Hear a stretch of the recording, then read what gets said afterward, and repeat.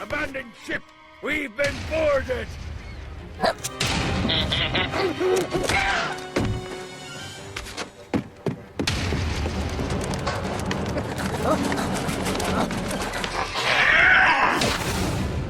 Get these damn things off my ship!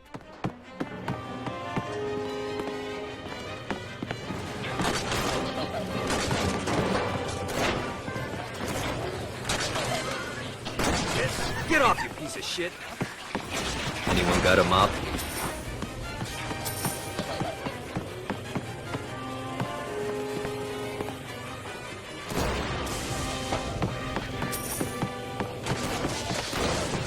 For you, good sir, I am the scourge of the seven seas.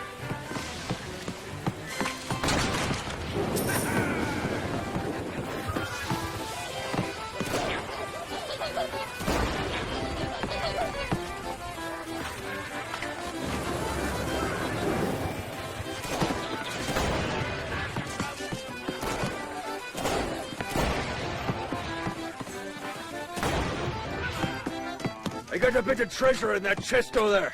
The weapon you find inside may help with our little imp problem.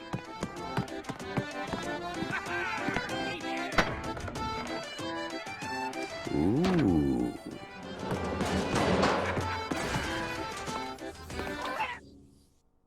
Bitey little bastard. Keep talking, bitch.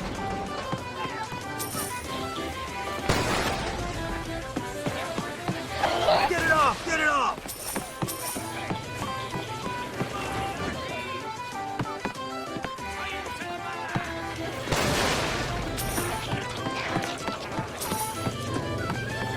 I hope there's not something ridiculous like 100 of these to find.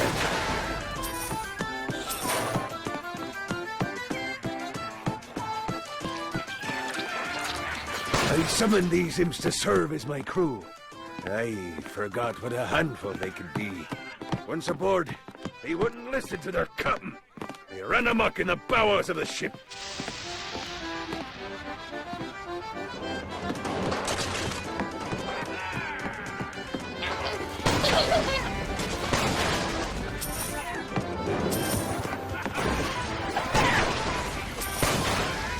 That all you got? Good God, they're swarming me!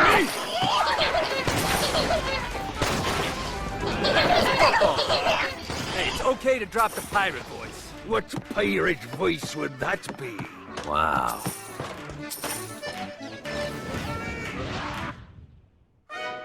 Zinyak's destruction of Earth had a profound impact on the afterlife. To heaven, it was a logistical nightmare.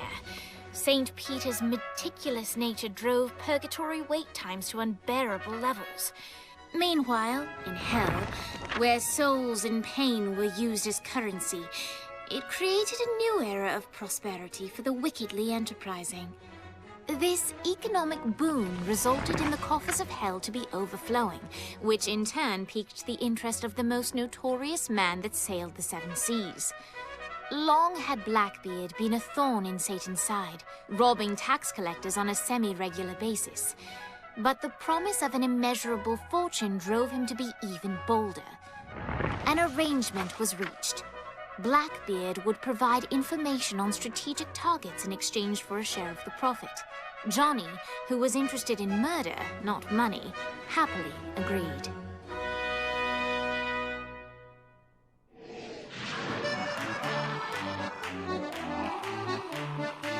I grant ye the ability to summon my crew whenever learning.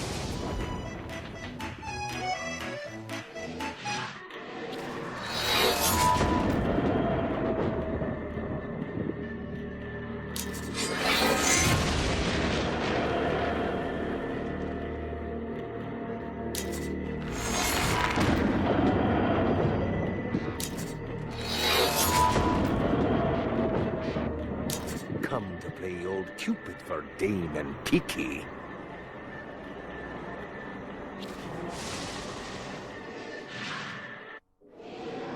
All right, matey. It's time for your lesson. Let's summon me favorite scurvy-riddled hellion, the Imp. Why don't you start off by summoning an imp to take out those enemies? There you go, mate. Now take down the other demon. Those little inkle biters are vicious. Now let's practice your aim. Take down the demons on the islands.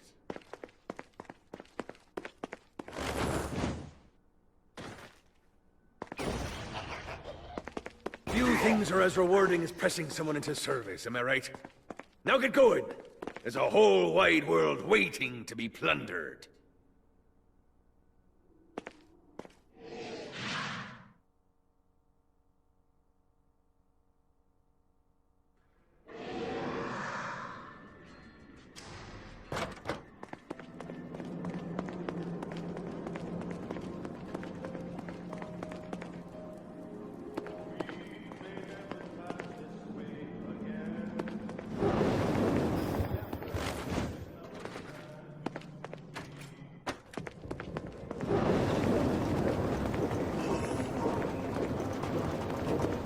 I raided a Centerpol office and found information on where the president is being kept.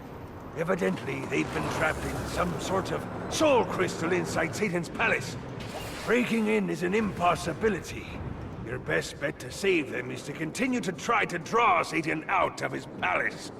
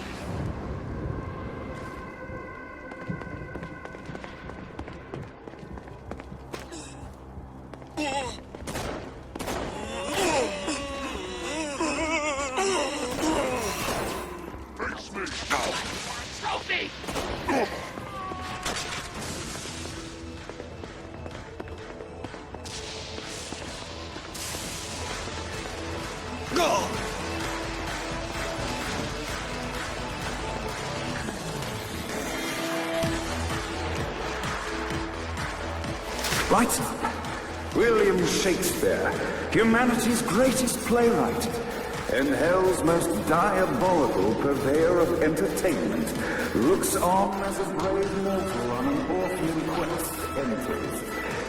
The bard's interest is piqued, and he looks to test his visitor's mettle.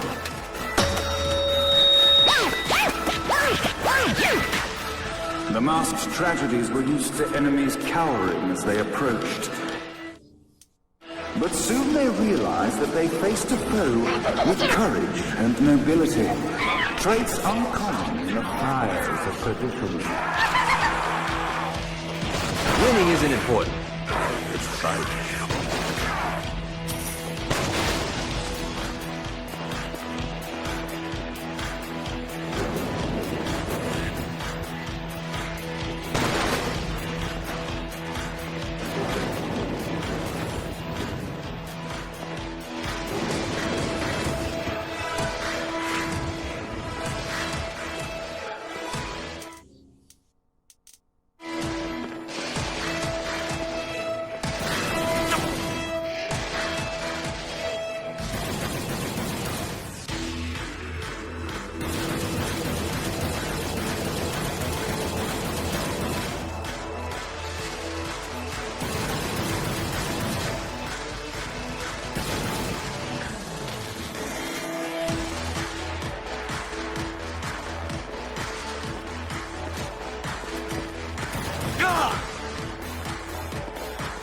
The inciting incident resolved. The time has come for rising action.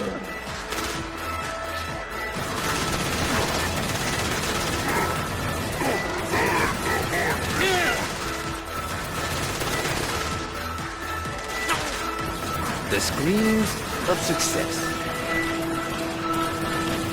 The battle raged on below, and as bolts and blood flew, the bard arched a curious eyebrow. Could this mortal be the exact thing that Shakespeare needed?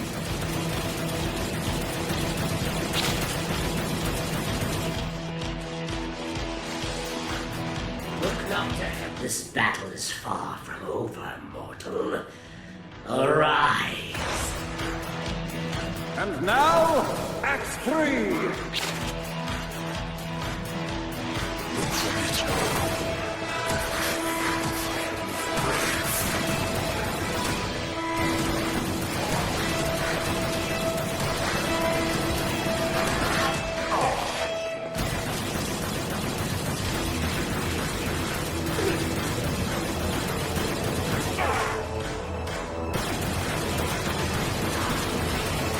Keep talking, bitch.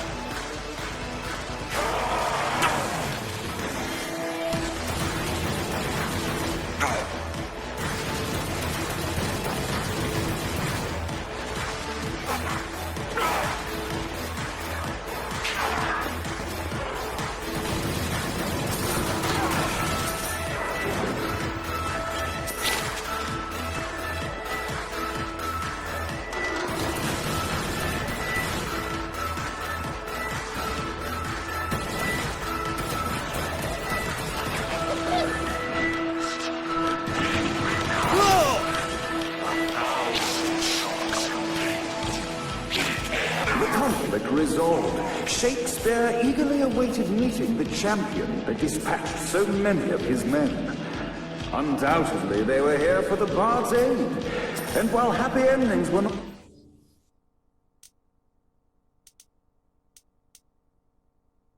thing found in hell, Shakespeare always had a soft spot for comedies. In the land of the living, William Shakespeare is regarded as one of the most prolific playwrights of all time. However, to the denizens of hell, the bard is seen in a far different light. After selling his soul for fame and adoration, Shakespeare served in hell as Satan's spy master general. In doing his duty, Shakespeare would punish the souls he was investigating by forcing them to perform in grotesque passion plays for Satan's amusement. But in a Twelfth Night-esque twist, Shakespeare found himself living a double life. While he projected an image of cruelty, his heart was as soft as Jezebel's. In secret, he would tutor her on the classics and act out the works of his mortal days. When Satan found out, he cast Shakespeare out of the palace, believing that the poet would be tormented by the populace of hell, far out of Jezebel's sight. But Satan had not counted on the bard's cunning. Embracing his persona of master torturer, Shakespeare and his followers, the tragedies, took root in the entertainment district, biding their time for revenge.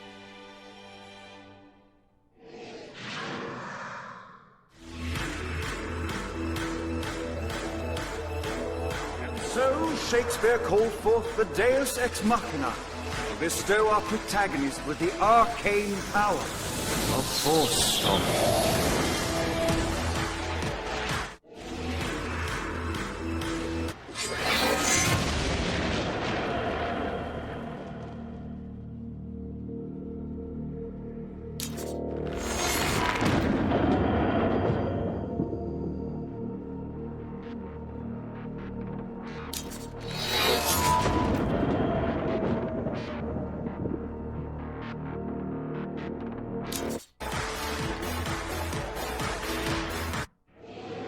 Lights up! The mortal stands in the training grounds, eager to try out his new Force Stomp power on the group of demons in front of them. Your broken body will be my play. Act 1, Scene 2, in which our protagonist kills Act 2, in which our protagonist is greeted by foul imps.